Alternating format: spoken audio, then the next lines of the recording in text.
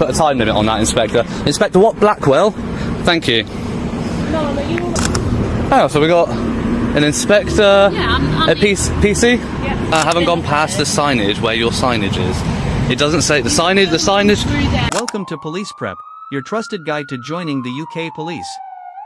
Get expert tips for exams, interviews, fitness, and recruitment. Prepare today, protect tomorrow. This episode is brought to you by Power to the Proletariat.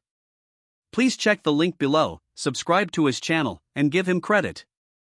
In this episode, a man called Auditor PTTP is filming outside a police station. He is standing in a public place and has every legal right to film. An inspector and several police officers come over and accuse him of harassment, saying he was filming a private car.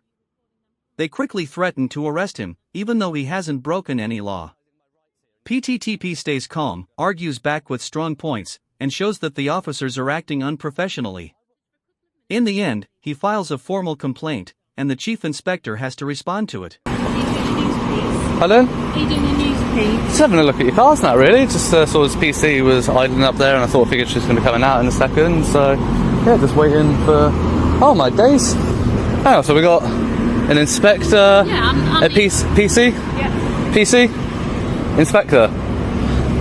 So we got 4 police officers for a man with a camera.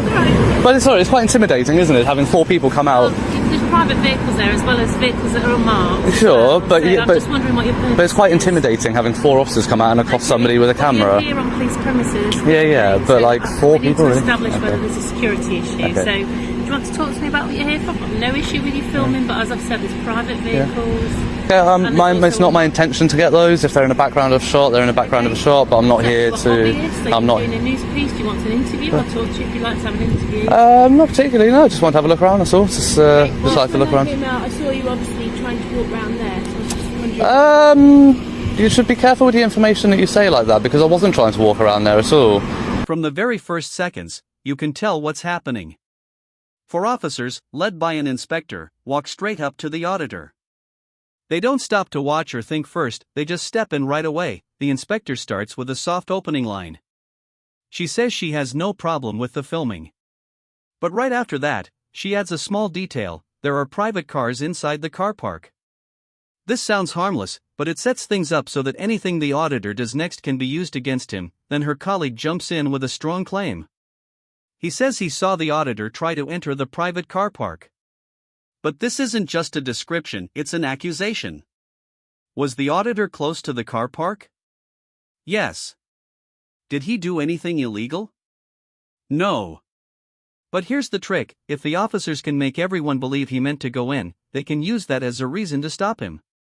In other words, they are creating suspicion out of nothing, right in front of everyone. I was stood there for a good 4 minutes watching you in your vehicle, and I saw the sign saying no unauthorised access. So don't tell me that I was trying to walk places where I wasn't. Be careful with things like that. Have you got the footage that you need? I'm not sure yet, to be honest. Okay, but I'd like you to leave, because as I've said, there are private vehicles there. That you've got some footage. You've got enough. There's nothing. Well, I mean, to be fair, the footage that I was getting was actually interrupted by the PC stopping and coming out. But so I'll probably wait around to see if any more vehicles come in or out. See if I can get one on blue lights. You shouldn't do that, because as I've said, there's private cars coming in and out. Officers don't want you recording them coming and going from duty, because that presents a potential security risk. Well, they shouldn't drive to work then, really, should they? If they're that concerned. You have no business to film the private areas that are off limit to the public. I have every business to film anything that's visible from a public area. But my point is, you shouldn't be going up there, which is what you've done. I haven't gone past the signage where your signage is. It doesn't say the signage. The signage is the signage here saying that I can't go further than this, or is the signage there saying I can't go further than there? She repeats the phrase private vehicles twice, almost like it's a magic rule that cancels out public rights. But in reality, those cars don't matter. Since they can be seen from a public area, filming them is completely legal. Still, saying the phrase again and again makes it sound like the auditor is doing something wrong. This softens people up for her next move. She then tells him, "You've got enough footage." But that's not a law, that's just her personal opinion that he should stop now. Right after that, she repeats her colleague's false claim, warning the auditor that he shouldn't go further ahead. The truth is, she never actually saw him cross any line, and she never checked the signs herself. She's simply repeating the accusation as if it were fact, using her authority to back it up, but the auditor knows the area better than she does. He calmly points out that the restricted zone actually starts further ahead, that he hasn't crossed into it, and that the law is on his side.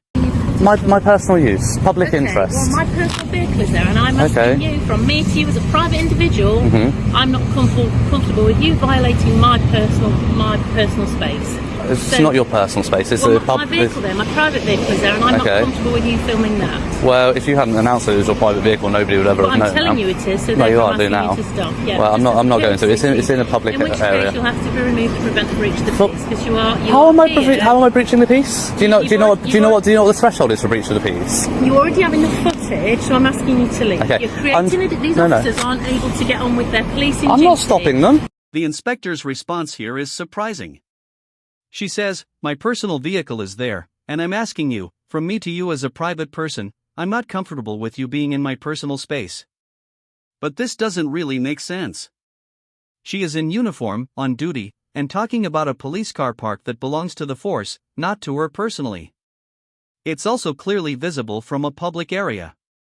You can't claim personal space over a place you don't own and can't hide from public view. The auditor quickly reminds her that this is not her personal space.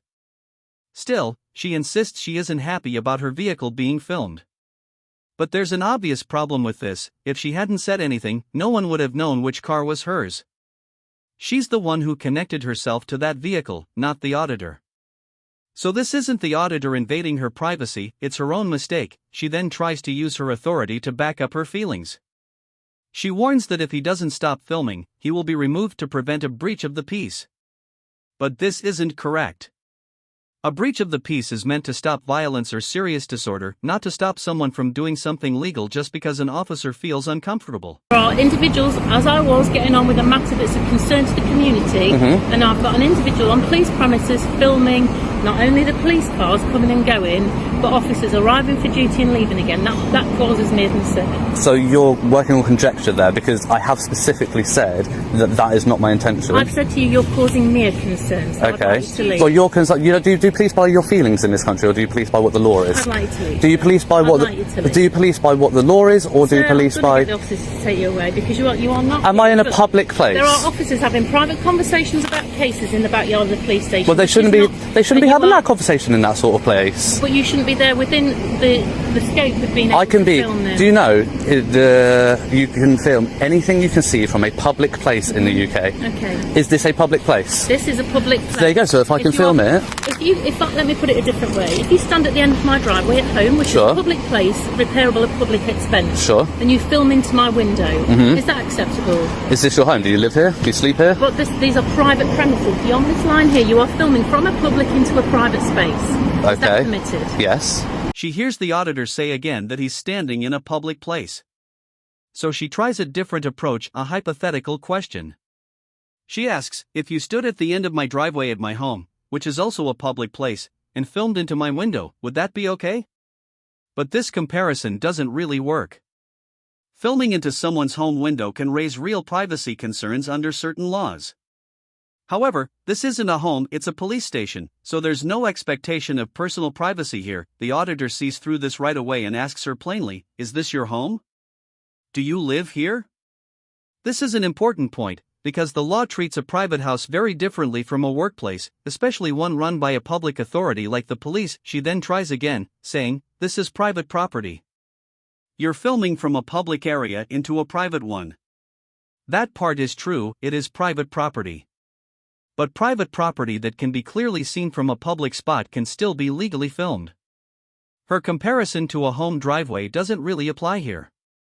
It seems more like an attempt to shift the conversation from legal facts to personal feelings. Absolutely. Absolutely not. Of course it is. So you can stand on my road and film me in my home, can you? If your curtains are open, then legally, yes, I can. So if I continue to do it repeatedly, then you could potentially take action about harassment.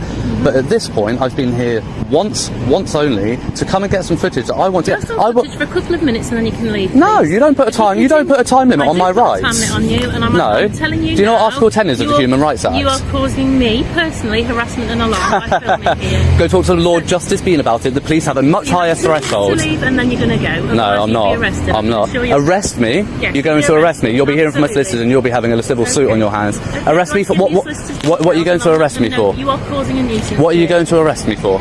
Either public nuisance or harassment. Public nuisance? Yeah. So under the new legislation that came with a public... So you've got your opportunity to film. So I'd like you to not film or certainly delete anything that has details of my personal vehicle or that of any other police officers there, and then I want you to go. All right? You don't put a time limit on my rights. From getting on with no, I'm exercising my rights here, and you don't put a time limit on that, Inspector. Inspector, what? Blackwell? Thank you. No, you're all right with me. Yeah, go and do what you need to do. Yeah, see, I'm obviously not that much of a concern because you're allowing them to go about their business, yet you're threatening to arrest me. Tyrants here at Stamford. Before going back into the station, the inspector makes one last threat with no real legal basis. She tells the auditor, "You've got 2 minutes, then you need to leave." He refuses, staying calm and confident that he's not breaking any law. She then raises the threat further, saying, "Or you'll be arrested for public nuisance." This is where her argument falls apart. Public nuisance is not a general charge you can use against someone just for filming in a public place. It's actually a serious and specific crime, usually linked to actions that put lives at risk, block public access, or cause major harm to the community. Since 2022, it has even become an official law under Section 78 of the Police, Crime, Sentencing and Courts Act, and it still requires real harm or danger to the public.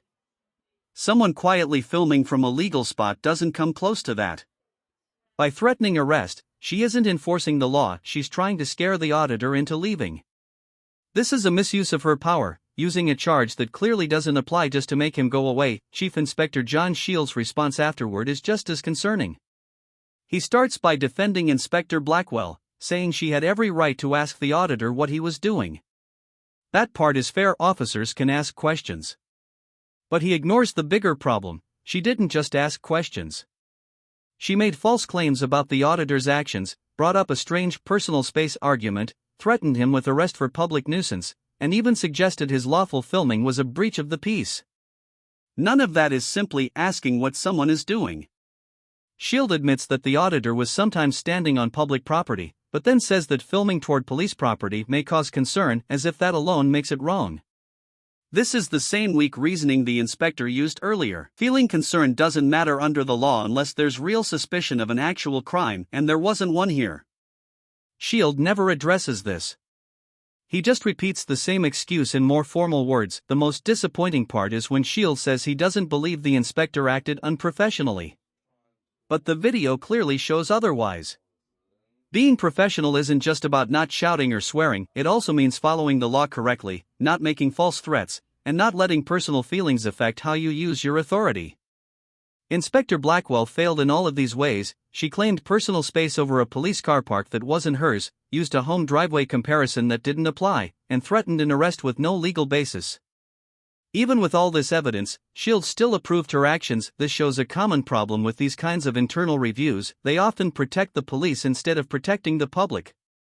Shield's final decision, saying no further action is needed, ignores the clear mistakes shown in the footage. If police leaders accept an inspector threatening a false arrest, mixing personal feelings with official duties, and using incorrect legal reasoning, all without consequences, then the complaints process isn't really about accountability. It's about protecting their own. The footage tells a very different story than the official response. This wasn't fair or careful policing, it was a clear misuse of power. And by defending the inspector's actions, Shield didn't just excuse her behavior. He showed the public just how unwilling the system is to hold its own officers accountable. That's all for today's video. If you enjoyed it, please like, comment, and subscribe. It really helps support independent coverage like this. Also, be sure to check out PTTP's channel, linked in the description, and show him some support. Thanks for watching. This has been Police Perp, and I'll see you in the next video.